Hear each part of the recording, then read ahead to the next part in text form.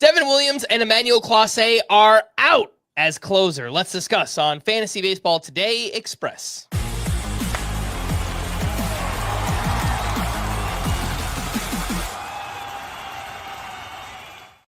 Welcome into FBT Express on Monday, April 28th. I am Frank Stampfl, joined by Chris Towers.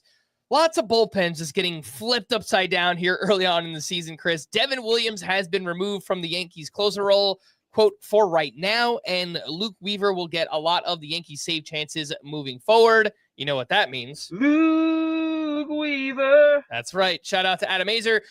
Devin Williams pitched on Friday. He got the ninth inning, one-run game.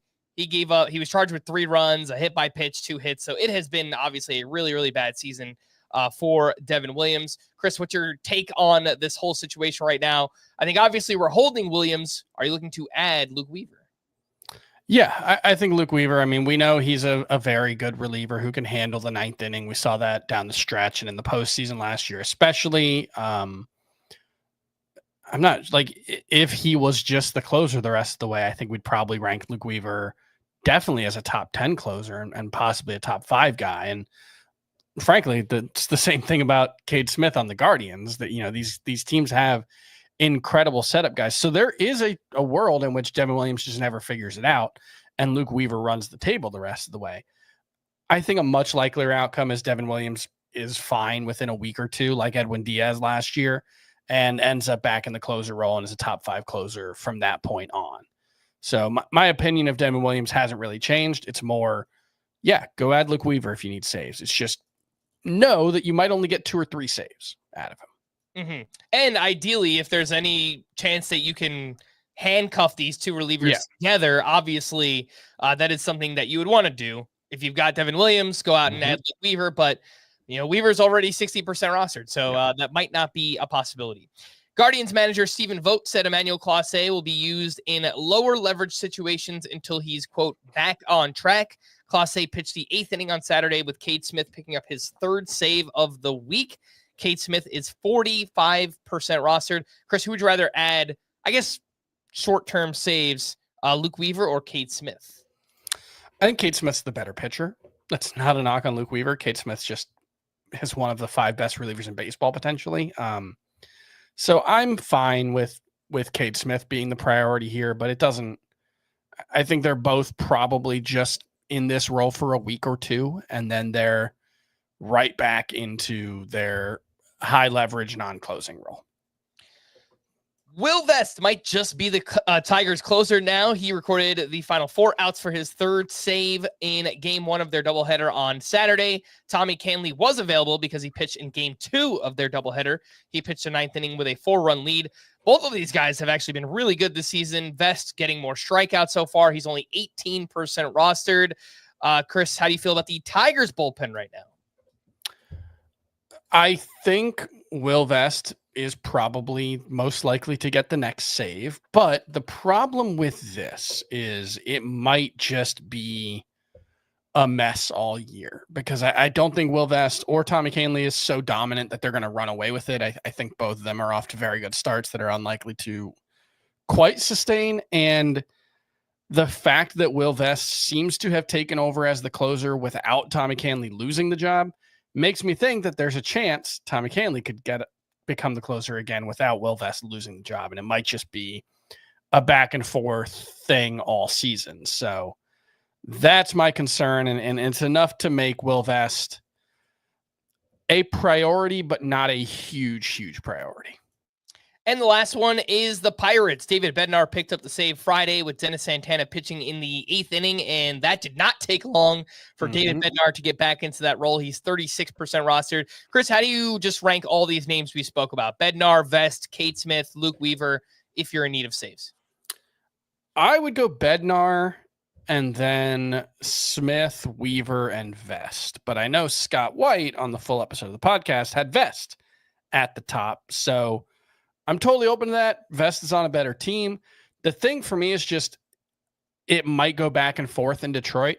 If David Bednar is good, I think he's just the guy in Pittsburgh. Like everything they've done this offseason and then the first month of the season makes me think that the only answer they have in the 9th inning is David Bednar rediscovers his all-star form. Like that was the plan A, B, and C. And it might have been a bad plan, but it's clearly what they want. And so I think as long as Bednar's okay, he's going to remain the closer. All right, let's take a quick break, and we'll be back right after this.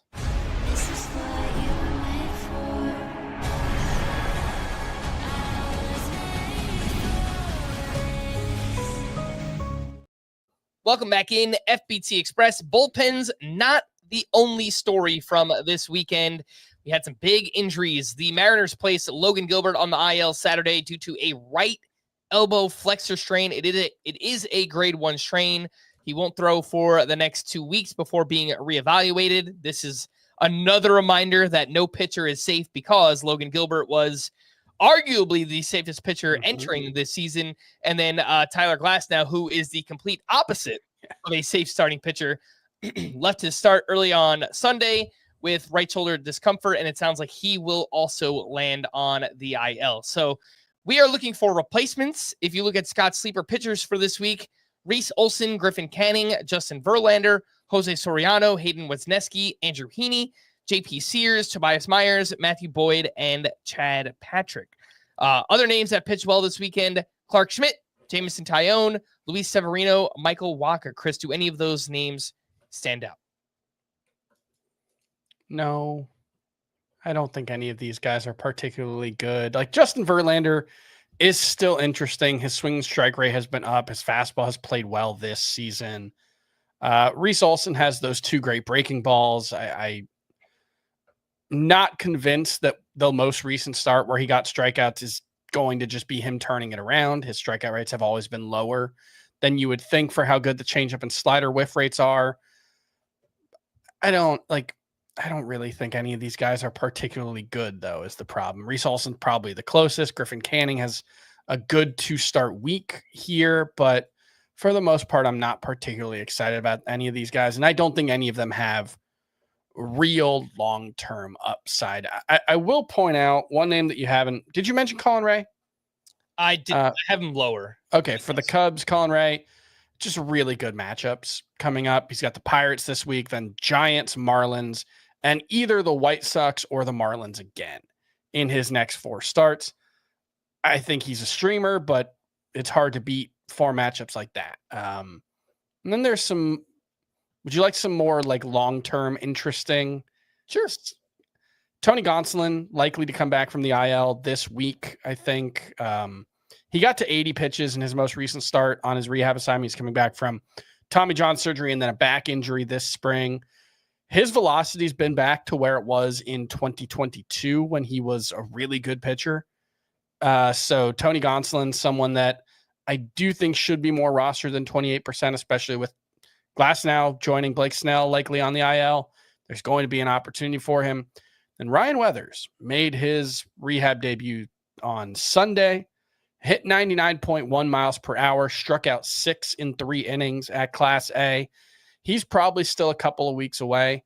If you don't need immediate help, I would much rather have Ryan Weathers than any of those guys. And I think it's probably also true for Tony Gonsolin, who could provide some immediate help. All right. For more extensive fantasy baseball coverage, listen to our full-length podcast, Fantasy Baseball Today, on Spotify, Apple Podcasts, or anywhere else podcasts are found. Thanks for listening to Fantasy Baseball Today Express, and we will be back again tomorrow. Bye-bye.